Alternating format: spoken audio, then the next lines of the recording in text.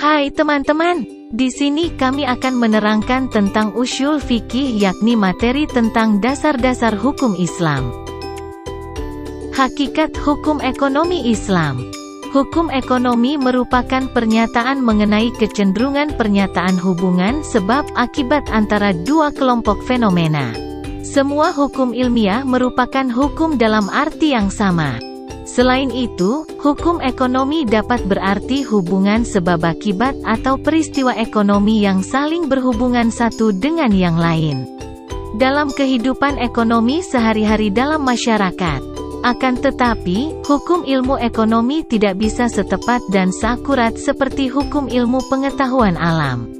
Hal ini karena, satu, ilmu ekonomi merupakan ilmu pengetahuan sosial, sehingga harus mengendalikan banyak orang yang dikendalikan oleh banyak motif. 2. Data ekonomi tidak hanya banyak jumlahnya, tetapi dapat dirubah. Selanjutnya Al-Quran dalam ekonomi Islam. Al-Quran adalah sumber Islam yang diturunkan kepada Nabi Muhammad untuk disampaikan kepada umat manusia sebagai pedoman keselamatan kehidupan dunia dan akhirat. Ajaran-ajaran yang dikandungnya bersifat komprehensif dan universal. Di antara nilai-nilai yang dikandung dalam Al-Quran adalah 1. Perjudian. Perjudian di dalam Al-Quran dilarang secara tegas, dianggap sebagai perbuatan syaitan. Syaitan teridentik dengan kejahatan dan kerusakan serta menimbulkan permusuhan. Menjauhinya berarti terhindar dari kerusakan dan akan mendapatkan keberuntungan. Perjudian tidak harus berupa permainan, tetapi semua aktivitas yang pengalaman nasib termasuk dalam kategori judi.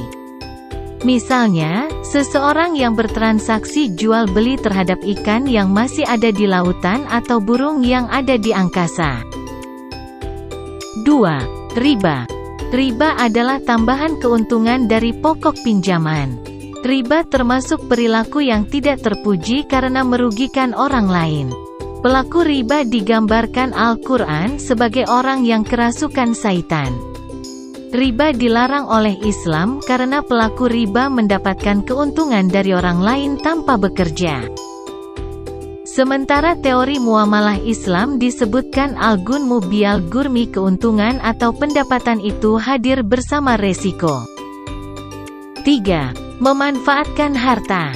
Infak adalah memberikan harta tanpa kompetensi apapun. Al-Quran agar orang yang mampu menginfakkan sebagian hartanya. Dalam Islam, pemilik harta bukanlah pemilik mutlak harta tersebut, tetapi di dalamnya terselip hak para fakir miskin dan para peminta. Prinsip ini ditekankan agar kaumnya tidak sewenang-wenang dengan kekayaannya. 4. Menunaikan zakat. Walaupun taklifnya sama dengan infak, yaitu orang-orang yang mampu, tetapi zakat lebih ditekankan pada penunaiannya. Karena zakat merupakan rukun Islam, ia harus dilaksanakan setiap tahun dari penghasilan infak, yaitu orang-orang yang mampu, tetapi zakat lebih ditekankan pada penunaiannya. Karena zakat merupakan rukun Islam, ia harus dilaksanakan setiap tahun dari penghasilan yang kita peroleh. Secara detail Al-Quran memperinci dengan ke-8 golongan mustahik zakat. Dari ke-8 golongan yang diprioritaskan adalah golongan yang paling membutuhkan. Zakat dikenakan pula kepada para pengusaha yang bekerja di bidang profesi dan jasa. Selanjutnya ada As-Sunnah dan Al-Hadits. As-Sunnah atau Al-Hadits merupakan sumber hukum Islam kedua setelah Al-Quran. Apa-apa yang masih samar dan belum disebutkan dalam Al-Quran biasanya ditemukan dalam Al-Hadits. Beberapa nilai etikal yang ditegaskan dalam Al-Hadits bertalian dengan perilaku muamalah manusia adalah sebagai berikut. Yang pertama, penipuan, gaben. Gaben adalah membeli sesuatu dengan harga yang lebih tinggi dari harga rata-rata, atau dengan harga yang lebih rendah dari rata-rata. Dalam hadis ditegaskan, apabila kamu menjual, maka katakanlah, tidak ada penipuan. Hadis ini jelas mengharamkan praktik gaben. Namun jika penipuan itu tidak dalam jumlah besar dan bernuansa penawaran, maka diperbolehkan. Hal tersebut tidak termasuk gaben, melainkan ketangkasan dalam berjual beli. Yang kedua, penipuan dalam jual beli, tadlis. Tadlis adalah penipuan dalam jual beli yang dilakukan oleh penjual ataupun oleh pembeli. Penipuan penjual seperti menyembunyikan cacat barang padahal dia mengetahuinya, atau menjadi dengan cara mengelabui agar pembeli tidak mengetahuinya.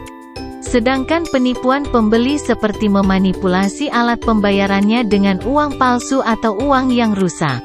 Atau dapat pula pembeli menipu dengan cara merendahkan harga barang yang ia beli sebelumnya atau dengan membandingkan bahwa di tempat lain harga barang tersebut lebih murah.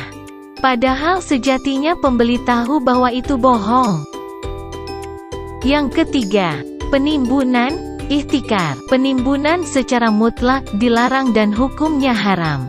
Dalam hadis yang diriwayatkan Muslim dari Sa'ad bin Al-Musaib dari Ma'mar bin Abdullah Al-Adawi, bahwa Nabi Muhammad bersabda, tidak akan melakukan penimbunan kecuali orang yang salah. Penimbunan adalah mengumpulkan barang-barang untuk suatu masa di mana barang menjadi langka sehingga harga barang melonjak tinggi. Tindakan ini tentu saja merupakan kesengajaan dan merupakan tindakan sangat merugikan orang lain. Dan yang keempat, pematokan harga. Pematokan harga hukumnya haram di mana pematokan harga tersebut merupakan salah satu bentuk kezaliman. Pematokan harga dapat dilakukan oleh penguasa, pejabat, konglomerat, anggota parlemen, ataupun masyarakat biasa. Pelarangan pematokan barang tersebut berlaku umum untuk segala jenis barang. Dampak negatif dari tindakan tersebut adalah munculnya pasar gelap di mana orang-orang di dalamnya akan melakukan transaksi jual beli di bawah tangan yang tidak dikontrol oleh pemerintah. Hal ini membuat harga menjadi melambung yang pada akhirnya seperti dipatok untuk kalangan orang kaya. Selanjutnya ada ijma, konsensus. Ijma adalah metode penggalian hukum yang dilakukan dengan cara mengumpulkan para ulama untuk membahas satu masalah secara bersama-sama. Hasil diputuskan dalam perkumpulan tersebut menjadi hukum. Contoh dari hasil ijma ini adalah kasus SDSB yang diputuskan haram setelah para ulama mengadakan konsensus. Contoh ijma adalah hukum mengkonsumsi ganja atau sabu-sabu atau sejenis minuman yang memabukkan. Di dalam Al-Quran Allah hanya menjelaskan tentang larangan meminum minuman khamar. Sebagaimana firman Allah, hai orang-orang yang beriman, sesungguhnya meminum khamar, berjudi, berkorban untuk berhala, mengundi nasib dengan panah, adalah termasuk perbuatan syaitan.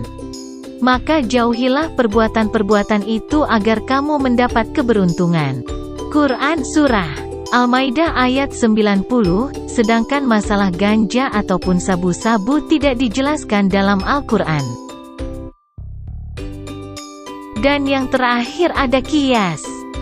Qiyas adalah menyamakan hal yang hukumnya tidak terdapat ketentuannya dalam Al-Quran dan Sunnah Rasul dengan hal yang hukumnya terdapat ketentuannya dalam Al-Quran dan Sunnah Rasul karena adanya persamaan ilat hukumnya. Misalnya, Quran Surah Al-Maidah 90 melarang minum khamar yang dibuat dari anggur. Ilat, alasan yang melatar belakangi hukum tersebut adalah karena minuman tersebut memabukkan. Oleh sebab itu segala minuman yang memabukkan yang bukan dibuat dari anggur, misalnya tuak yang dibuat dari bunga enau dan sebagainya, dapat dikiaskan dengan khamar sebagai haram hukumnya. Contoh lain adalah dalam Al-Quran diharamkan riba adalah karena di dalamnya tersirat unsur eksploitasi, zulam. Bunga bank dalam banyak hal terkandung unsur eksploitasi. Oleh karena itu bunga bank termasuk haram.